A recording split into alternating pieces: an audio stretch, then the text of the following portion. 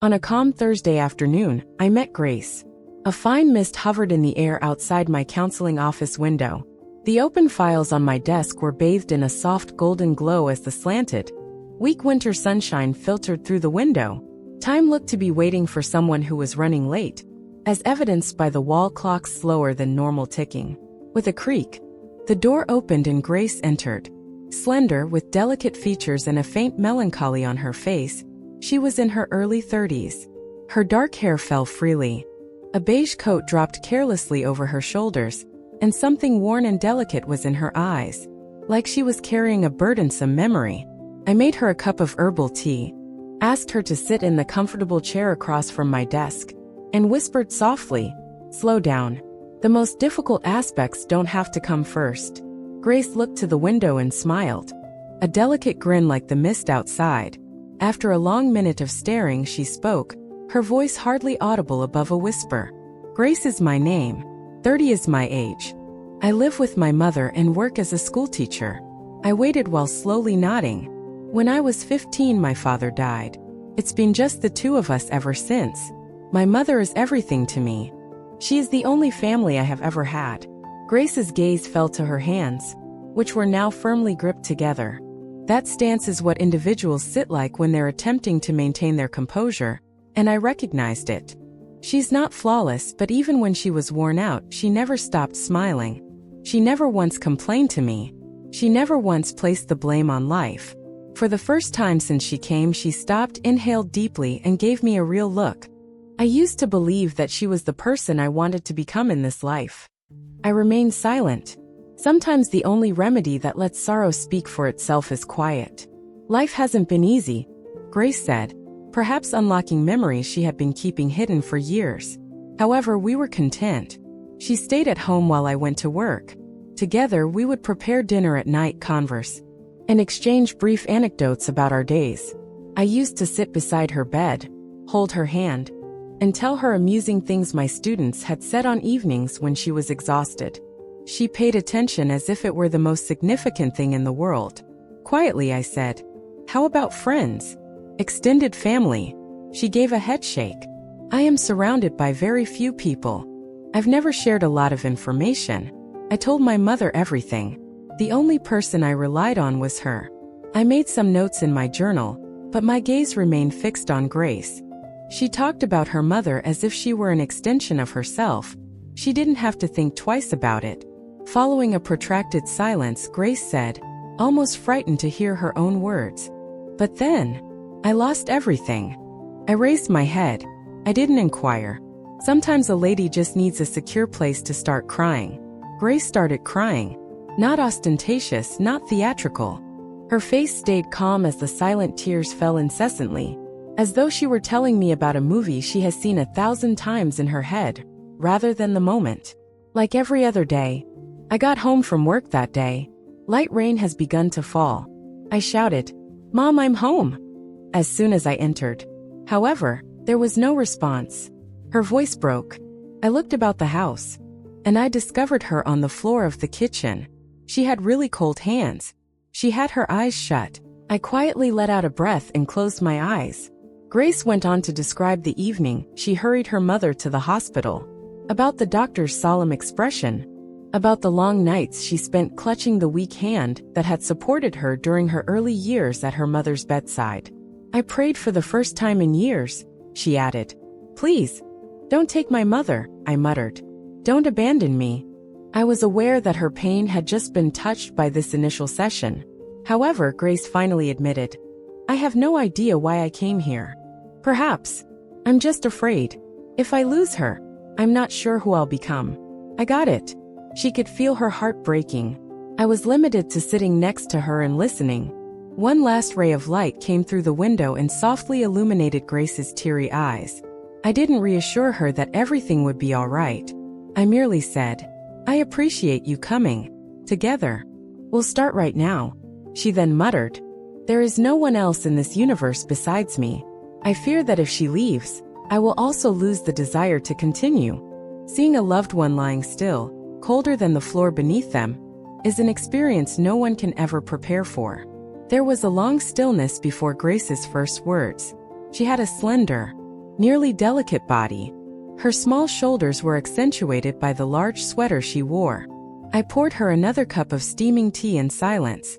Even though she was still crying, there was a change in the way she looked, as if she had just survived a hurricane and was still in shock.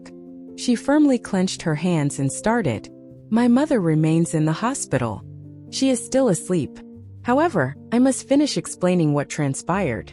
I believe I'll lose my mind if I don't. I nodded slightly, encouraging her to continue. Grace then went back to that terrible afternoon. It was approximately 4:30 p.m. A chilly wind blew across Indianapolis's tiny suburban streets as the sky turned gloomy. Grace had recently completed a tutoring session at the middle school in the area. On the way home, she picked up some porridge for her mother. Already picturing the small tales she would tell her to cheer her up. But when she said, "Mom, I'm home," and opened the door to their third-floor flat, no response was found. She put the bag down and hurried into the kitchen, only to discover her mother behind a fallen chair, lying still on the floor. She looked pallid, her eyelids closed tightly, and her hand, I thought her hand was really cold. Perhaps it was too late. Grace's voice broke. I waited for the silence to end. The stillness belonged to those who had almost lost the one thing that kept their entire world together. She went on. I let out a cry. I shook her and called her name, but she remained still. My hands were shaking so much that I made 3 incorrect dialings when I called 911. I was collapsing when the ambulance finally arrived. The bright fluorescent lights made the facility feel even colder. A gray-haired physician emerged from the emergency room, his voice soothing yet stifling. She is suffering from serious heart failure. We must get to work right away. But it won't be inexpensive. About $20,000. $22,000. It was an inconceivable number for Grace, a public elementary school teacher who made ends meet with a meager salary and tutored in the evenings. I didn't have any family to borrow from. No savings. I began working more hours and tutoring more people on the weekends. My body started to disintegrate. I was tired, lightheaded, and dozing off while still sitting up. I went 2 months without getting my period. At that part, Grace laughed hollowly, as though laughing might prevent her from exploding. I believed. I didn't want to live either if I couldn't save my mother. She would come home from work every night, kick off her shoes and lie in the dark. With only the hum of the old refrigerator and the sound of the wind rapping on the window blinds, the flat felt colder and more empty. With her knees pressed to her chest, she would frequently spend hours sitting by that window and simply gaze at the peaceful street below. Then, after another lengthy tutoring session, Grace looked in the mailbox for the typical bills one rainy night in early March. A plain white envelope was at the bottom of the box. No name, no address for return, not even a postmark. There was a brief handwritten letter inside. For your mom. Look after her. Tucked behind it, too, had $20,000 in cash. At that point in the story, Grace stopped talking. For about 3 minutes, she remained silent. Nor did I. Because sometimes tears are the only words that can express thankfulness and incredulity at random acts of generosity. At last she grinned. A soft smile that was the first to genuinely brighten her tired face. I have no idea who did that. However, they saved my entire universe, whomever they were. Grace carried the envelope like a holy charm to her chest that night. She didn't get any sleep. She took her mother to the hospital before dawn and, with still shaking hands, signed all the necessary paperwork. It took about 6 hours to complete the surgery. Grace sat by herself in the waiting room throughout that period, holding the anonymous message in both hands. She uttered those words like a mantra whenever fear attempted to consume her. For your mom. Look after her. When the physician eventually emerged and gave a soft smile, the procedure went well. She will be all right. Grace started crying. She let herself fall apart for the first time, out of sheer relief rather than despair. I whispered, Grace, you might never find out who assisted you. However, your modest kindness and quiet strength may have sown a seed in someone's heart. They returned to water it. Grace nodded, hope shining in her eyes, something brittle yet bright. She muttered, I never imagined that I would receive the same generosity in return. Now though I think it can. A small act of kindness we once gave can sometimes come back to us in greater measure than any dream we could have ever imagined. It had been a month since the operation. Grace's mom was gradually getting better.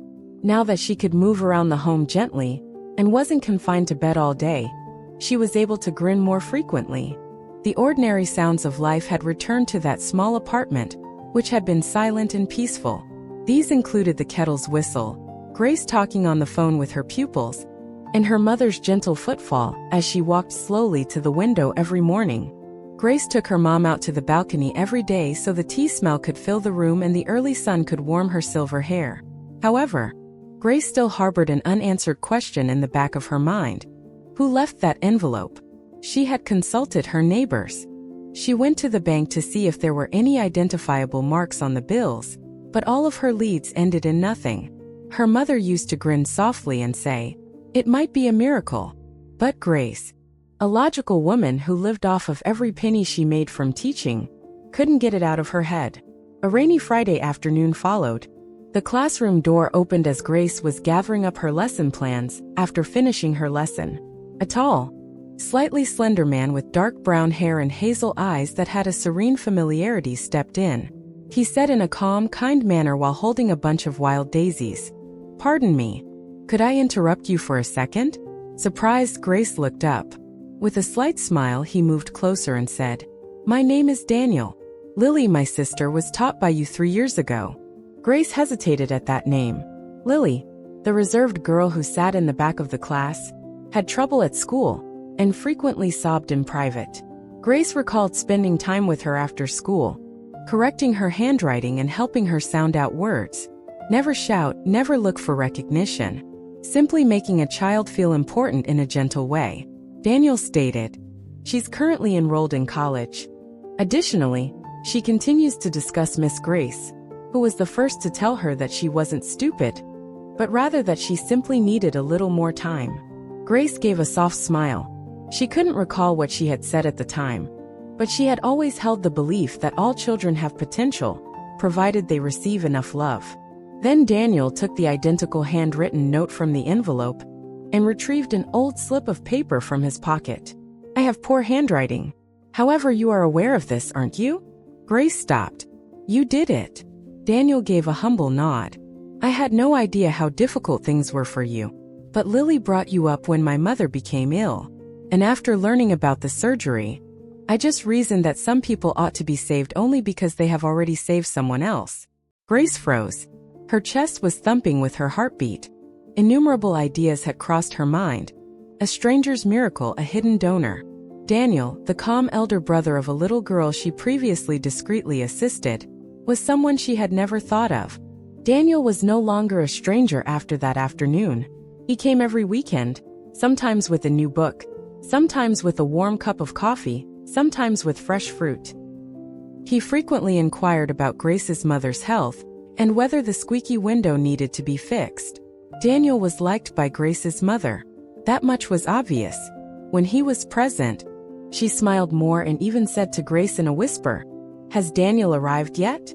"Today, I prepared his favorite meatballs." Daniel gradually filled a need in Grace's life that had long been unoccupied. Although he never came across as overbearing, he didn't pose many queries. He took his time getting to know her. He just was there. For example, someone setting a hot cup of tea next to your bed every morning to let you know you're not alone.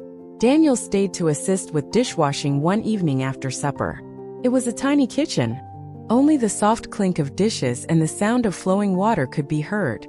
Then Daniel looked to her in that instant of simplicity. His tone was low and gentle. "Just because you taught Lily once, I didn't help your mother." Surprised, Grace looked up. His dark brown hair glinted in the overhead light. "I cared about you, so I helped." There was no music playing in the background, not a line of poetry. Grace's heartbeat, just the sound of it. "I noticed something. Strength the moment I saw you again. Generosity that demanded nothing in return. You underestimate your strength. Additionally, you are deserving of affection." Grace could not speak. In her heart, his confession rang like the first bell after a long winter. Even though it was as gentle as breath, she remained silent. She did not give a nod. She didn't reject him. However, tears glistened in her eyes. She wasn't prepared. She was no longer terrified, though. One heartbeat can sometimes be the difference between life and death. And occasionally, someone can be saved from the brink by just one message. The road to recovery was far from straightforward. Even if Grace's mother had survived the procedure, Grace didn't sleep at all on several evenings. The hospital room reverberated with the calm hum of the ventilator. Her mother's fingers quivered gently in hers, and those old eyes would always open with the same query. "Are you okay, dear?" Grace grinned as she always did, but she was crumbling on the inside. The race to save a life, the night classes, the overdue bills, the pressure had been mounting for too long. She resembled a tightly wrapped string that had been stretched to her breaking point, with just one more pull. Daniel continued to arrive. Silently, like an old friend who knew when to just let someone breathe, she always gave her space. But for some reason, Grace felt even more vulnerable because of his tenderness. It had been a long time since she had shown her fissures to anyone. One evening, Grace sat by the window by herself after Daniel had gone home, and her mother had gone to sleep. Through the drapes came the season's first chill. Her eyes grew weary as she gazed down at the rain-soaked pavement, the car lights creating hazy reflections. The memories then returned with a rush. It had rained just like this the night her father passed away. It was the first time she had ever experienced a loss too profound for words, and she was just 15 at the time. All night long, her mother had held her, crying and not saying a word. Grace had also promised herself that she would never again leave her mother alone. Now, however, it was she who felt deserted. She was no longer the strong girl she once was. There were no more tears in her eyes. There are no more words to say. Her fingers were shaking, and she was experiencing a deep ache in her chest. Stepping out onto the balcony was Grace. The rain stuck to her skin and hair. She asked herself, "Why do I feel so helpless?" Then she broke like a tsunami that appears out of nowhere. She wept violently, as if the years of suppressing it had all been undone in a one breath. With every gasping scream, her shoulders trembled.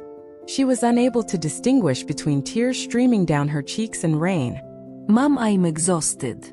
Grace wrote a letter that evening. She had no intention of sending it. It was only a few words, an inarticulate cry from her depths. "If you ever leave this place, my goal is to live a good life. However, to be honest, if I never see your grin again, I'm not sure how I'll manage." Leaning her head on the couch, she folded the letter and put it in the drawer, only to give her eyes a break. Only for a second. It was midnight when the phone rang.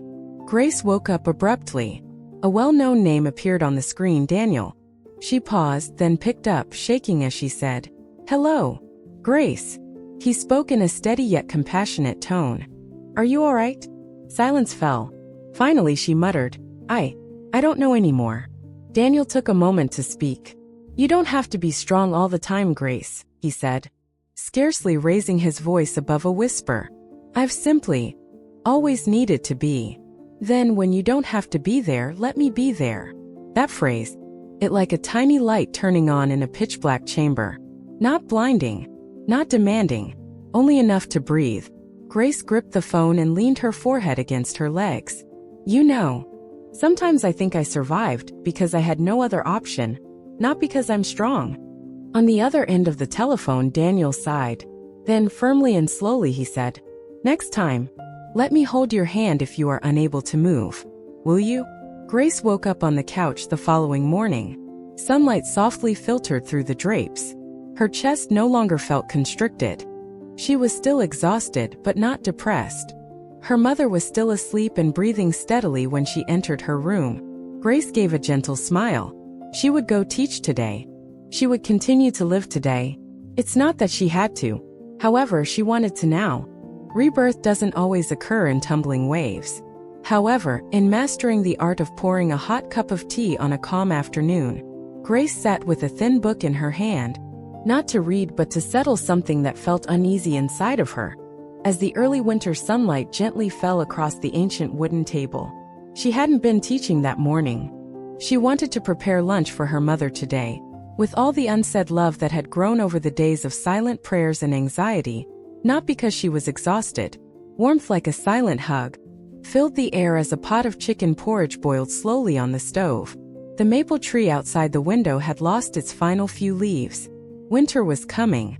However, something warm was starting to blossom in Grace's heart for the first time in a long time. Life was still difficult after her mother's recovery, but she felt a change in her soul. She started journaling every night, not to vent but just to write down one thing for which she was thankful. Today, Mom smiled when she saw the soup. "Miss, I missed you today," remarked one student. Daniel called to inquire if I had had any food yet. Little stuff. But when combined, they gave her a soft light. Weekend visits from Daniel continued. No big showy gestures. Don't hurry.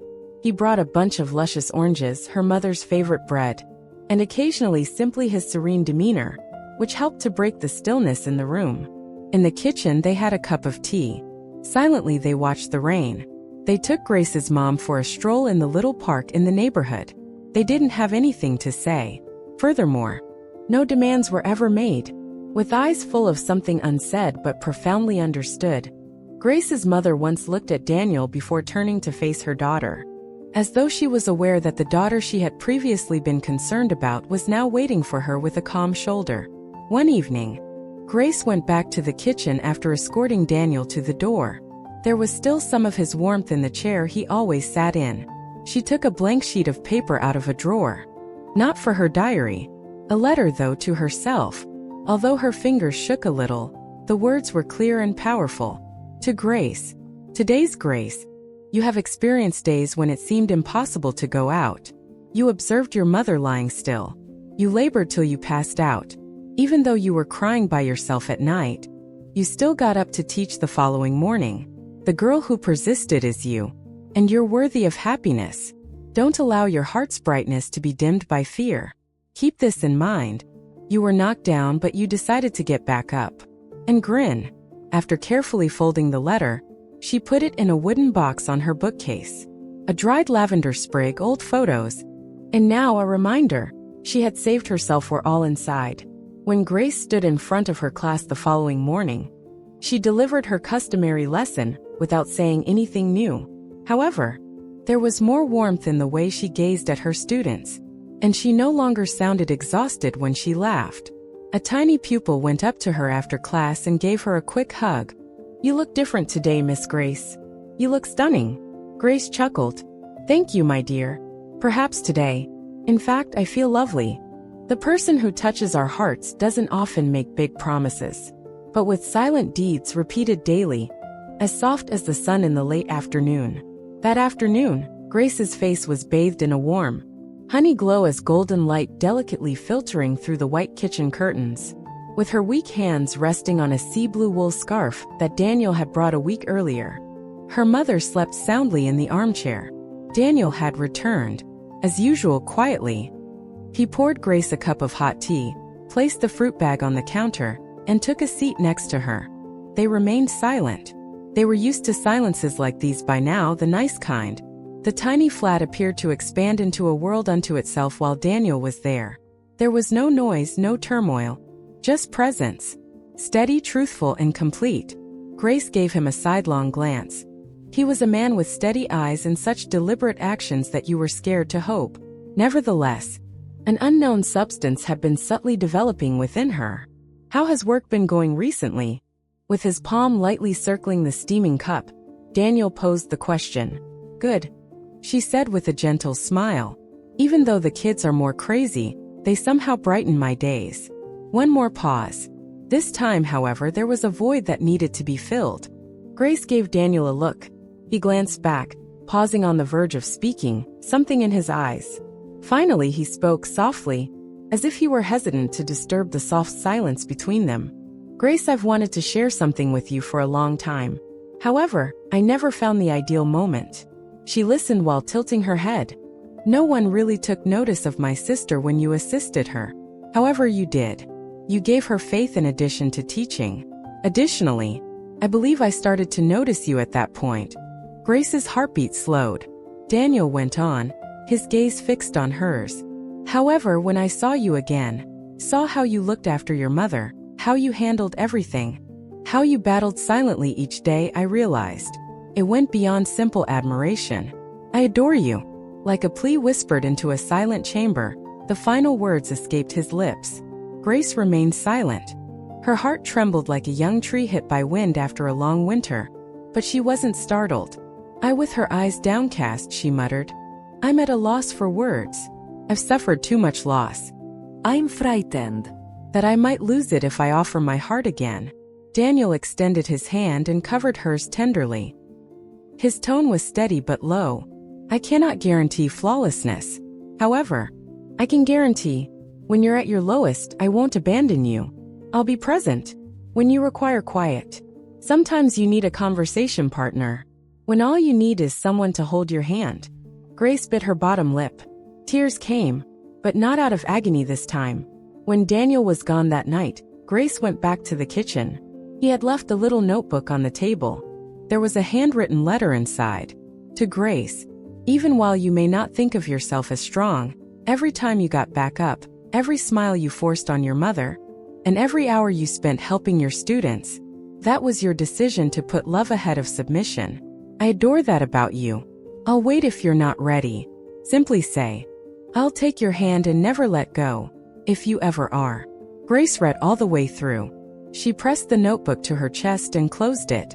On the porch outside, the breeze swirled softly. However, a silent fire had been ignited within of her. She allowed herself to wonder for the first time in a very long time. If she let her heart open, would she ever be content again? The quietest definition of love is sometimes when someone stays, without asking or promising anything.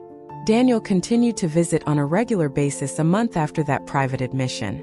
He occasionally delivered a book with a little handwritten note that read, "You deserve gentler things," along with wildflowers and a handful of fresh strawberries. Grace didn't answer. She made no mention of the letter.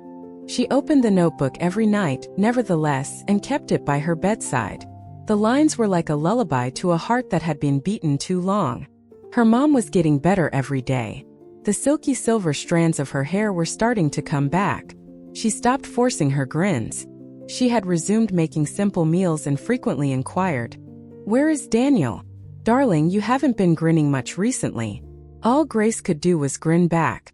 The memory of the years she had spent alone still made her heart constrict. However, Daniel's constant presence was delicate, unhurried, and warm enough to soften everything in its path, much like winter sunlight. Daniel was sitting on the porch bench with Grace and her mother one late winter afternoon, as the sun was fading along the windowsill and the wind was getting chilly. They listened to the birds calling to one another as they sipped warm cocoa. "My daughter's eyes have been sad for too long," her mother said in a whisper as she leaned over. "I'm becoming older. When I can no longer grasp her hand, that's all I want right now." Daniel stopped talking. Grace raised her head and met his gaze. Still soft, standing at the rear of her classroom, unchanged from the day she saw him again. Grace scrubbed the dishes after a quiet meal that night. Daniel stood next to her, drying each one individually. He touched her hand. He whispered, "You still haven't responded to me." Grace hesitated, then let out a long breath. "Daniel, I'm not sure where to start. I fear falling in love and then losing again." He responded, "I can't promise I'll never hurt you. However, I can guarantee I'll be present anytime you need it." After putting down the final plate, Grace cleaned her hands and looked at him. Then, with a voice that was hardly more than a breath, "Let's start with a morning where coffee is made. The question is, are you okay today? Additionally, someone just sits next to me without saying anything, but remaining there." Daniel hesitated a second, then gave a nod. Not in a hurry, not really dramatic. A simple nod, calm, kind, and full of promise. Daniel was more than simply a weekend guest after that day. He became a part of their lives, a part that everyone recognized but no one named. He accompanied Grace's mother to her routine medical examinations. In the afternoons, he taught Grace's students how to play the piano. Every night when Grace returned home fatigued, Daniel was already there. In a kitchen with a subtle cinnamon scent, under the warm yellow lights, with the ancient radio humming jazz. A tiny box was positioned in the middle of the table, when Grace entered the dining room one evening. For you, the one who once lost faith, and now bravely chooses to take it back, was the message on top. There was a brief letter, and a plain silver ring inside.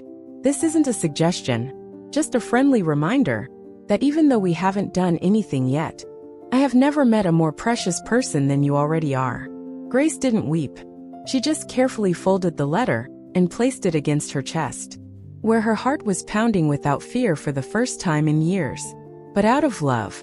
I was cleaning up my notes from the day when the phone rang one early autumn afternoon, as golden sunlight softly streamed through my counseling room window. A well-known name appeared on the screen. Grace. I gave a soft smile.